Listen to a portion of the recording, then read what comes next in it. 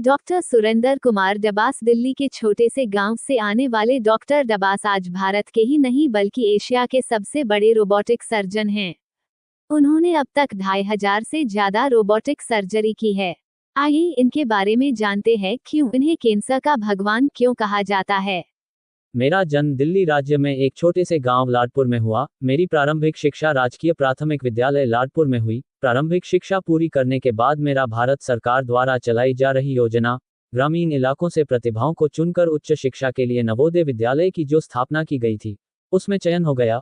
और भारत सरकार की यह योजना हर नवोदय विद्यार्थी पर एकदम सटीक बैठती है कि पिछड़े इलाकों से प्रतिभावान छात्रों को उच्च शिक्षा दी जाए जिससे वह देश की सेवा कर सके।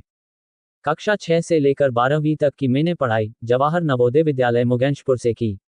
मैं बचपन में फाइटर पायलट बनना चाहता था, लेकिन कान में कुछ दिक्कत होने के कारण मुझे ये सपना छोड़ना पड़ा।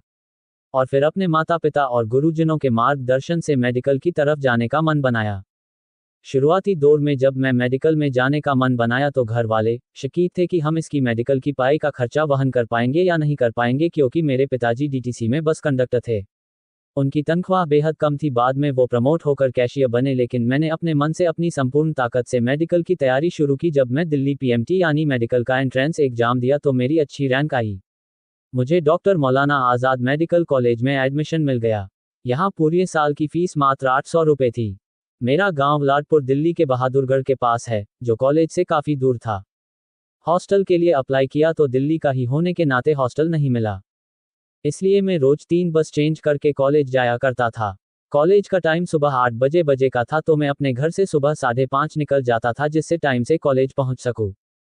यानी मेरे आने जाने में 5 घंटे यूं ही खर्च हो जाते थे। जब मैं एमबीबीएस के फर्स्ट ईयर में था तभी मेरे पिताजी का देहांत हो गया था। पिताजी का देहांत अप्रैल में हुआ था और मेरा सेमेस्टर एग्जाम जून में थे। एक तो 5 घंटे ट्रैवल करने की वजह से मैं कुछ पढ़ नहीं पाया था और पिताजी की मृत्यु से मैं एकदम से टूट गया। लेकिन मैंने वहीं से प्रेरणा ली कि मैं अपने पिता का सपना पूरा करूंगा। फिर मैंने मन लगाकर पढ़ाई की, अपना एमबीबीएस कंप्लीट किया। इसके बाद 3 साल तक जनरल सर्जन की पढ़ाई शिकागो विश्वविद्यालय अमेरिका से की। फिर कैंसर सर्जन की पढ़ाई कंप्लीट की। आपको ये बताते हुए मुझे अति प्रसन्नता हो रही है, मैं भारत का पहला ऐसा डॉक्टर हूं जिसने शिकागो विश्वविद्यालय से रोबोटिक सर्जरी की पढ़ाई की है। मैं दिल्ली के एक छोटे से गांव लाडपुर, जिसका नाम भी लोगों को ठीक से नहीं पता, और उस गांव में मेरा एक सामान्य परिवार। गांव में बसे लोगों का सपना एक आम सी सरकारी नौकरी पाना होता है, चाहे वह दिल्ली पुलिस की हो या फिर सेना की। गांव के लोगों के सपने बड़े नहीं होते, ना ही उनका कोई मार्गदर्शक होता। मैं राजीव गांधी और भारत सरकार को धन्यवाद देता हूं कि मुझे एक नवोदन बनाया। मेरा सपना कुछ और था, कुछ अच्छा करना था। मेहनत की और खूब मेहनत की, डॉक्टर बना फिर और पढ़ाई की। मेहनत सफल होती रही, मैं आगे बढ़ता रहा। कुछ सपने साकार हुए, कुछ अभी होने हैं। सफर में मेरे माता पिता, मेरे भाई बहन और मेरी पत्नी डॉक्टर नम्रता ने जो साथ दिया वो मेरी भाग्यशाली किस्मत है। मेरे अभी तक के इस शानदार सफर के आप सब हकदार हैं। आप लोगों का प्यार ऐसे ही बना रहे। एक बात का अफसोस हमेशा रहेगा कि जिस विषय में मैंने विशेषज्ञता हासिल की उसी कैंसर जैसी बीमारी से मेरी माँ चल बसी, लेकिन मेरी माँ का आशीर्वाद हमेशा मेरे साथ है। मेरा नाम चिंतन है। मुझे गले में और कान में दर्द हो रहा था तो मैं ईएनटी डॉक्टर भाविन परीख को दिखाने गई। उन्होंने मुझे बोला कि मुझे गले में कुछ गांठ जैसा लग रहा है, तो आप एमआरआई करवाओ। एमआरआई करवाया तो पता चला कि मुझे बेस ऑफ टंग में बहुत बड़ी गांठ है। तो उन्होंने कहा कि आपको सर्जरी करवानी पड़ेगी, पर ये सर्जरी यहाँ पे कहीं पे भी नहीं हो सकती है, इसलिए पूरे गुजरात में कहीं पे भी नहीं होगी। इसलिए आपको दिल्ली में बीएच के हॉस्पिटल में डॉक्टर सुरेंद्र दबास करते हैं, उनसे जाके मिलना पड़ेगा। वो रोबोटिक सर्जरी करते हैं और पूरे एशिया में नंबर 1 है। आपको उनसे मिलना पड़ेगा।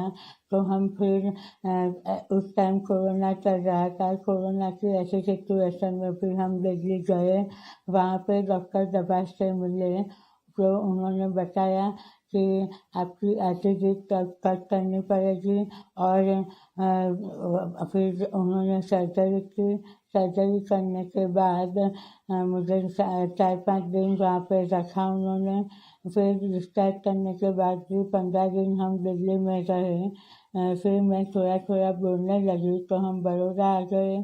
बड़ौदा आने के बाद मैंने ग्रेजुएशन लिया और ग्रेजुएशन लेने के बाद आज मुझे इतना अच्छा है कि मैं आज अच्छी तरह से बोल पा रही हूँ, खाना भी खा रही हूँ। आज मुझे कोई भी तकलीफ नहीं है। यहाँ पे डॉक्टर ने तो मुझे ऐसा कहा था कि आपकी पूरी जिद कट करनी पड़ेगी और आप बोल ही नहीं पाओगी, पर डॉक्टर दबास ने मुझे गारंटी दी कि ऐसा कुछ नहीं होगा, आप बोल पाओगी और आपकी 20% ही जिद कट होगी, बाकी बच जाएगी। और उन्होंने मेरी जिद बचा दी और आज मैं इतनी अच्छी तरह से बोल पा रही हूँ, मुझे कोई भी तकलीफ नहीं है, मैं फिट एंड फाइन हूँ। थैंक यू डॉक्टर दबास कि तुमने मुझे इतनी अच्छी तरह से बोलना सिखा दिया। थैंक यू, धन्यवाद। मैं डॉक्टर दबास को धन्यवाद कहना चाहती हूँ। डॉक्टर दबास तो मेरे लिए भगवान है। Thank you. वीडियो प्रोग्रामर की ओर से कैंसर के भगवान डॉक्टर सुरेंद्र कुमार दबास के बारे में। डॉक्टर सुरेंद्र कुमार दबास एक प्रसिद्ध और अत्यधिक अनुभवी सर्जिकल ऑन्कोलॉजी और रोबोटिक सर्जरी विशेषज्ञ हैं। उन्होंने 2500 रोबोटिक सर्जरी सहित 20,000 से अधिक जटिल कैंसर सर्जरी की हैं। भारत में रोबोटिक सर्जिकल ऑन्कोलॉजी प्रोग्राम के अग्रणी डॉक्टर दबास रोबोटिक ऑन्को सर्जरी के लिए एक अंतर्राष्ट्रीय सलाहकार भी हैं। वह पूरे भारत में रोबोटिक सर्जरी सिखाने में सक्रिय रूप से शामिल रहे हैं और उन्होंने एशिया में सबसे अधिक सिर और गर्दन की ऑन्को सर्जरी की है। वह भारत के एकमात्र कैंसर सर्जन हैं जिन्हें शिकागो विश्वविद्यालय द्वारा रोबोटिक अग्नाशय सर्जरी करने के लिए प्रशिक्षित और प्रमाणित किया गया है। इन्हें 2018 में हरियाणा सरकार द्वारा हरियाणा गौरव अवार्ड दिया गया था। ये वर्तमान में international guild of robotic and endoscopic head and neck surgery के उपाध्यक्ष हैं। उनकी रुचि के विशेष क्षेत्र हैं robotic scarless head and neck cancer surgery, robotic oesophageal and lung cancer surgery, robotic pancreatic और कोलोरेक्टल सर्जरी और रोबोटिक प्रोस्टेट, ब्लैडर और kidney cancer surgery. Doctor Dabas ने राष्ट्रीय और अंतर्राष्ट्रीय दोनों प्रकाशनों के लिए कई वैज्ञानिक लेख लिखे हैं और विभिन्न चिकित्सा सम्मेलनों में एक प्रतिष्ठित वक्ता रहे हैं। वर्तमान में आप BLK मैक्स सुपर स्पेशलिटी अस्पताल, नई दिल्ली, भारत में उपाध्यक्ष ऑन्कोलॉजी और प्रमुख रोबोटिक सर्जरी के रूप में कार्यरत है। भीड़ चालना चल बंदे तू अपनी राह बना ले, जो तू दिल से चाहता है तू मेहनत से पाले। भीड़ चालना चल बंदे तू अपनी राह बना ले, जो तू दिल से चाहता है तू मेहनत से पाले। आज अंधेरी रात है कल तेरा सवेरा आएगा, खुदा का ये वादा है तू मेहनत का फल पाएगा, तू मेहनत का फल पाएगा, तू मेहनत का फल पाएगा।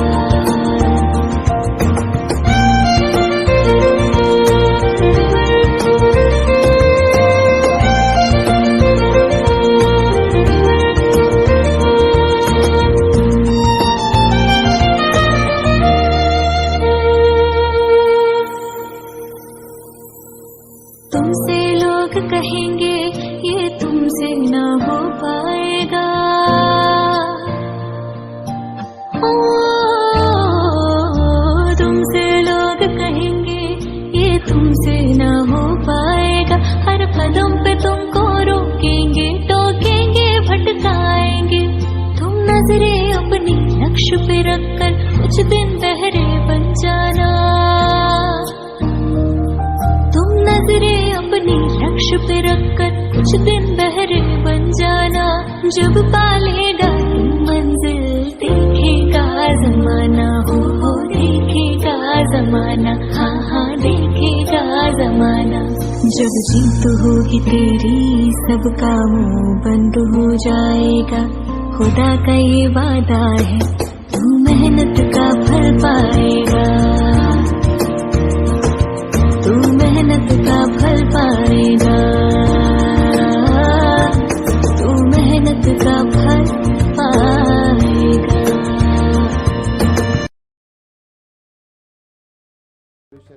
साल का हेल्थ, अपने आप को हेल्दी रखना, बिकॉज हेल्थ इज वेल्थ, ये पुरानी कहावत है।